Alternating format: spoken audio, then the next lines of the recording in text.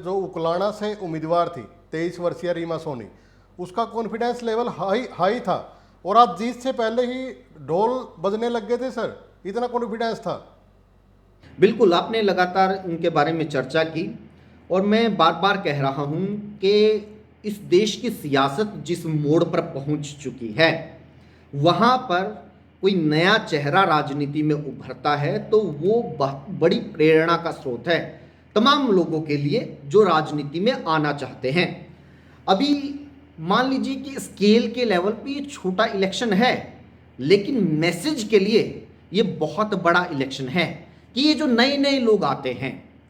ये बीजेपी को हरा देते हैं, और जो पुराने धुरंधर अपने आप को मानते हैं, बाप दादाओं के ज़माने से राजनीति कर रहे हैं कि जी देखो इस इलाके में इतने साल से इनकी राजनीतिक पैठ है, यहाँ तो घर घर में इनके कार्यकर्ता है, वो हार जाते हैं।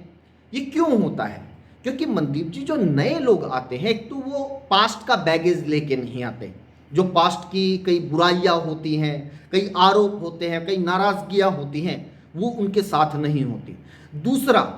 उनका प्रचार का, उनका कम्युनिकेशन का तरीका इन लोगों से जो परंपरागत राजनीति कर रहे हैं इनसे कुछ नया होता है, और इनके साथ वो अविश्वास का भाव नहीं होता, जो अविश्वास उन लोगों के साथ जुड़ जाता है कि भी इनको बहुत बार आजमा चुके हैं, आजमाने के बाद भी इन्होंने कुछ नहीं किया और हमने भरोसा जता लिया, ये फिर भी नहीं जीत पाए। तो वो अविश्वास का भाव नए लोगों के साथ नहीं होता। अगर नए लोग सच में ही आए, जमीन पे उतरे, मैच्योरिटी के साथ इलेक्शन लड़े, मैच्योरिटी दिखाए, रीति नीति वो अपनी लागू करें, तो वो चुनौती दे सकते हैं, तो दी है। मैं कह रहा हूं कि यहां पे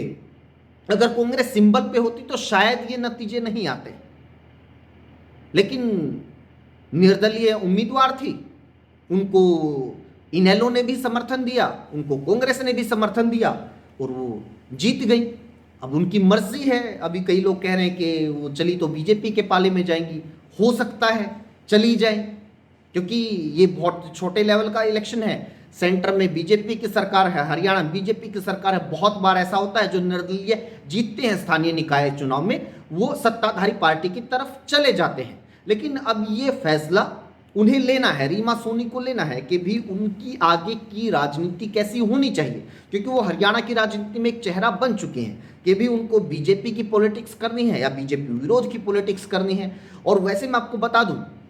कि बीजेपी को भी निश्चित तौर पर उकलाना में एक उम्मीदवार की जरूरत है। बीजेपी में स्पेस खाली है विधानसभा के लिए, तो हो सकता है कि अगर बीजेपी भी उनको ऑफर कर दे तो शायद उधर भी चली जाए, या फिर अगर वो कोई और लंबी बड़ी लकीर खींचना चाहती हैं तो उनके पास ऑप्शन दो हैं, इनेलो भी ऑप्शन है और कांग्रेस भी ऑप्शन है, और तीसरा ऑप्शन उनके सामने है कि मैं फिलहाल निर्दलीय जीत के आई हूं, निर्दलीय राजनीति करूंगी, फ्यूचर में देखी जाएगी।